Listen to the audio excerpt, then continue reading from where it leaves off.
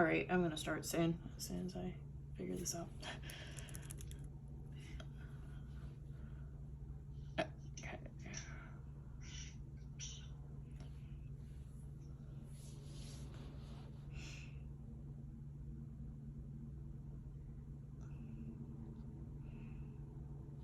So good morning. My topic is about working with kids.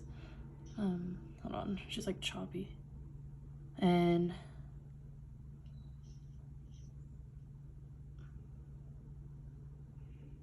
so I work for the Department of Education for about 4 to 5 years. So we give free support to IEP teams, families, interpreters, different kinds of things, and for different situations with deafblind kids, and we help them.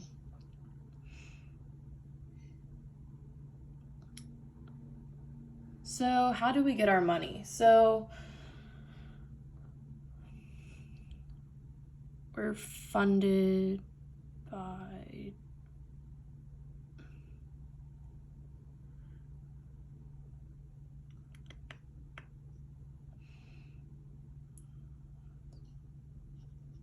so right now, some information about kids in Florida. From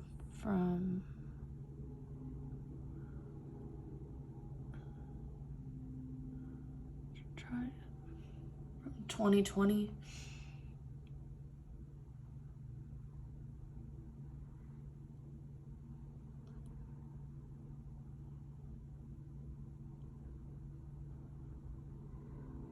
The reason why kids become deafblind. Most kids, they don't really know why they became deafblind. They're just born deafblind and not really sure what the reason being was. Also, you see that their health with charge syndrome. So we'll discuss that. The other reason could be Usher syndrome.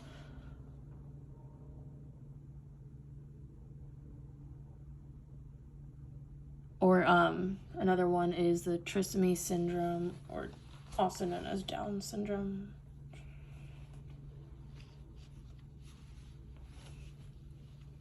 So about half of the problems with people with Down syndrome also have hearing loss as well and visual loss. They have both. So if you see a kid and you're not really sure if they can see or if they can hear, it's important to contact their family and see what they need and know how you can help them and how you can support them. And with our services, all of our information and services, it's all free. So you can contact us for help. Also with families and schools, we'll allow help and we'll offer them free equipment for free. Like computers or laptop, iPhone for communication. Most of the time schools don't always have this kind of equipment, so we give it to them to help support the students.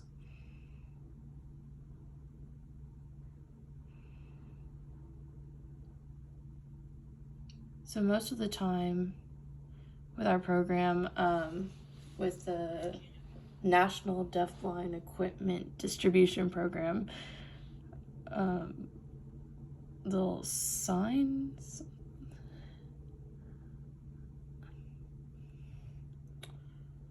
So it's important for families not to spend money, that don't have enough money. They can get it for free or at a lower cost. They can go home and do their homework. Sometimes if they have to pay a certain price every month, sometimes they don't have the money for that. So we give them this free service.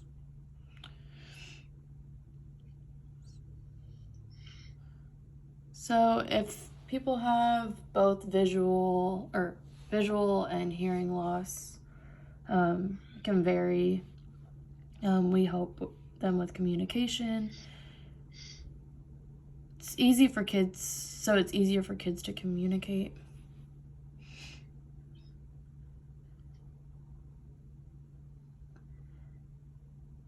So both with seeing and being able to express yourself, or receptive and expressing. So right now, 80% of knowledge you experience and learn through seeing and looking at the environment and learning different things just by seeing them.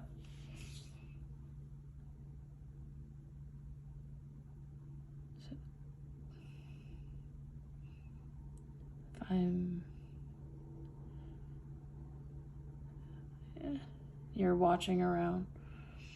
So 60% of people with a hearing loss, they can also experience vision loss as well.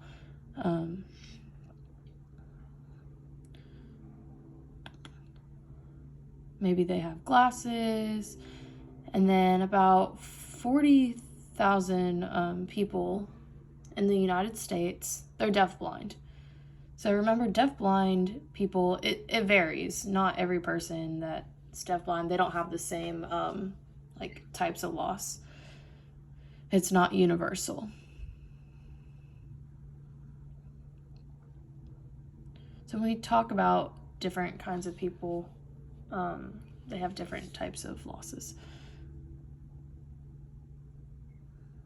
Some people are fully deaf or fully blind, but most of the time, they can see a little bit. Very few people are completely deaf or completely blind. So if a student's looking around, watching, they need to know everything that's happening around them. The interpreter needs to explain everything. So I'm going to show a video. It's pretty cool, and it shows what happens at a camp with SSPs helping at a camp. They explain the boat and how they're paddling, and also it shows how they sit and how they're able to show what's happening, explain the environment. So it's just fun, and hope you enjoy it. So for traveling, the Southeastern Transition Institute set.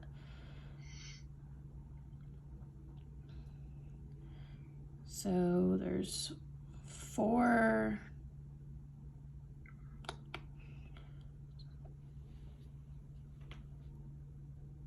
teaches them how to become more independent, kind of how to ask for support. So we need you all to come and help us in the summer, probably set up for UNF camp over the summer, full-time set up at UNF, hopefully. So I'll try to explain with her kid every day. So if you need to sign and set up with someone that signs, most of the time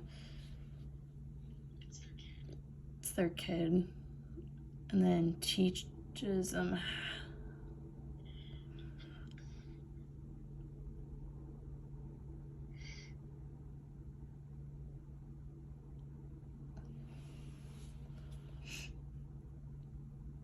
So that word, okay, I'm gonna show a video. Hold on, you can't hear it.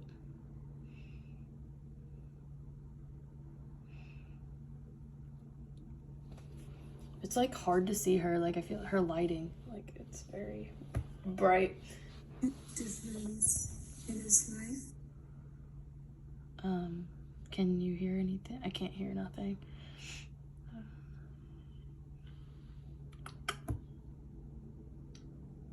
Hold on, let me look at my PowerPoint.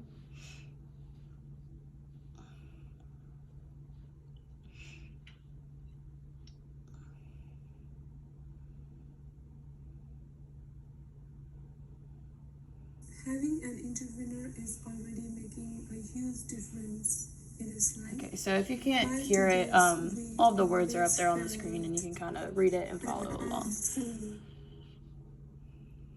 Of a skilled person or an intervener who can provide him with consistent access to information, or who can become a breeze to the people or world around him so that he can have understood information about the environment. It seems we have finally found that breeze. His intervener has now become his eyes and ears, sees his knowledge and his confidence. He's wonderful. He's now more interested in his surroundings and more responsive to the academic environment. We're so glad that we have found a right intervener for our son, and we are very hopeful that his quality of life will improve gradually. He will learn new skills and be able to communicate one day and have a meaningful life. Okay, so her family was impacted when they moved from, and they went to the United States. They need someone to help support her son and help him with his education.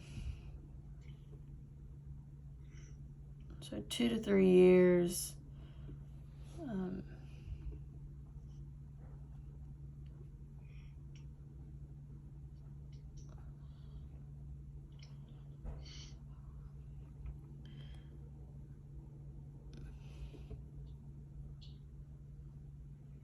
And his communication, he didn't know how to sign because they tried many things with interpreters, and it was successful. They asked for a license or a certified interpreter. How to work with her daughter.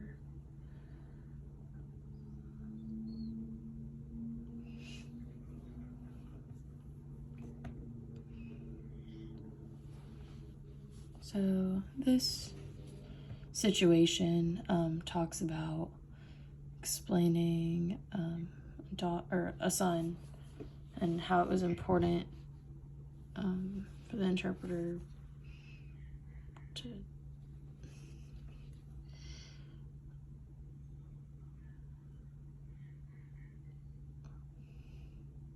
and it helped improve through the years. So now I'm going to talk about the classroom setting.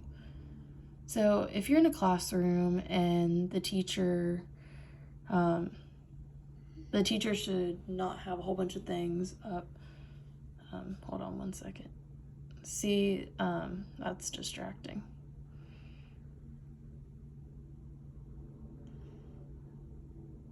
It's just too much going on.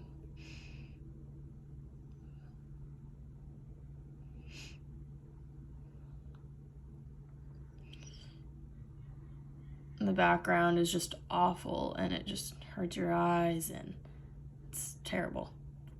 Also, the doors, it's important to make sure that they're able to see the door and make sure the color is different than what the wall color is. So if something were to happen, maybe like an emergency, it's easy to access and it's easy to know where the door is so they can get out.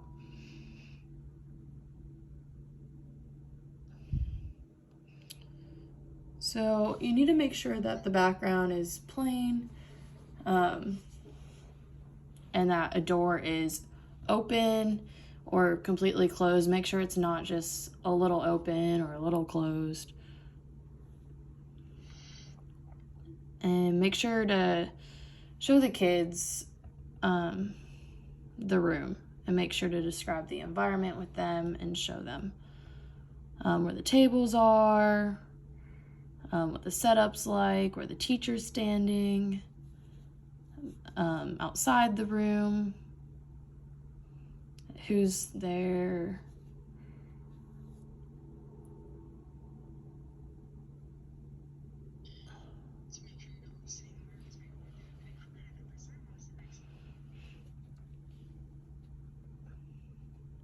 And so make sure there's enough lighting as well, and that the background behind you, that there's not too much light or not enough light. Make sure you have just enough light at your face and your hands.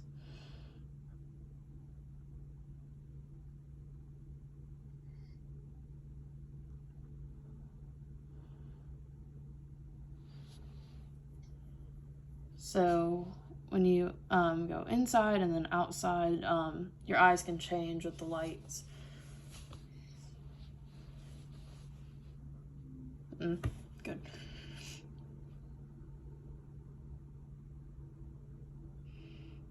So now with hallways, a lot of times it's important that kids are able to walk through the hallways, and that they're able to see the hallways. It's not fair if a table's always there. It's important to make sure that the kid knows what's there.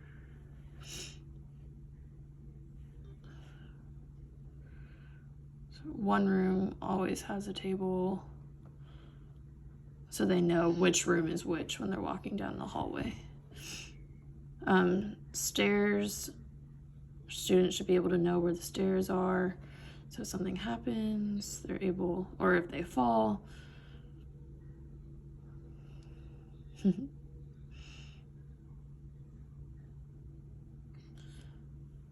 So now it's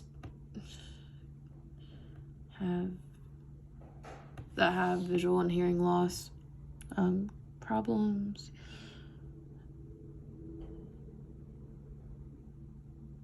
You can see they might be rocking to feel that experience.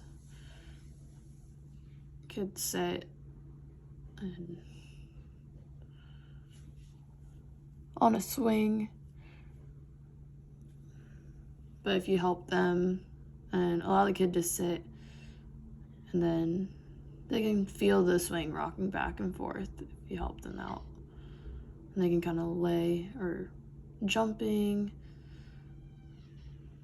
Most of the time, those three things, rocking, spinning, jumping, standing up and spinning, those three things, they can help the body kind of change and impact them in a good way. And they can play games or socialize with everything, and it's different.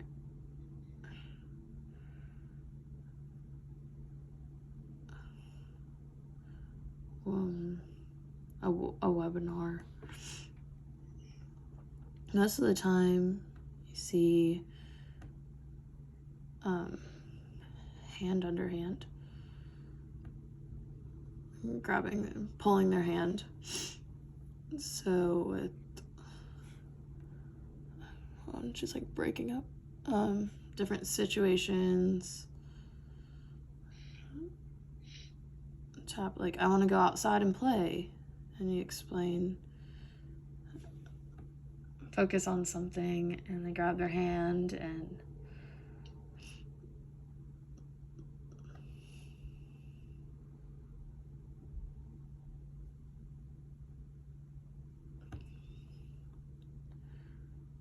so most of the time we should lift their hand and then say, do you want to go outside and play, rather than just grabbing their hand and doing something for the kid. So like, for example, I'm gonna put my phone here. So you just grab it. If you help the kid pick something up, put it on their hand and then help them. And put the phone into their hand. If the kid is okay with that.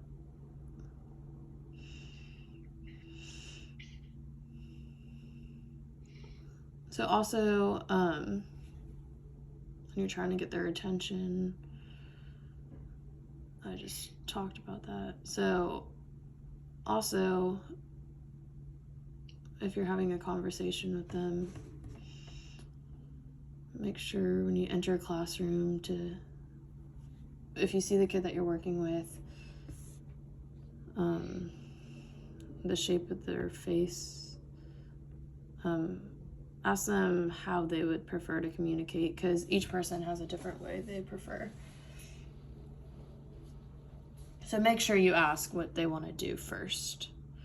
Most of the time, if you go and ask. So 2 things you need to do with kids. So if there's an emergency, you use the X on their back to show that there is an emergency that's happening. So you need to make sure to discuss that with them about how they want to use that X. So you need to have breaks as well. They help. So discuss what the breaks will look like.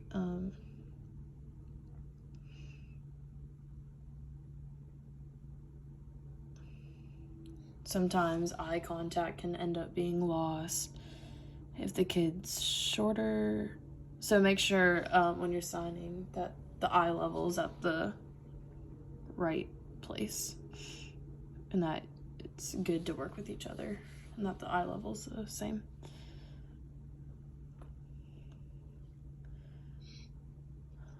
Okay, that's fine. I'll stop there then.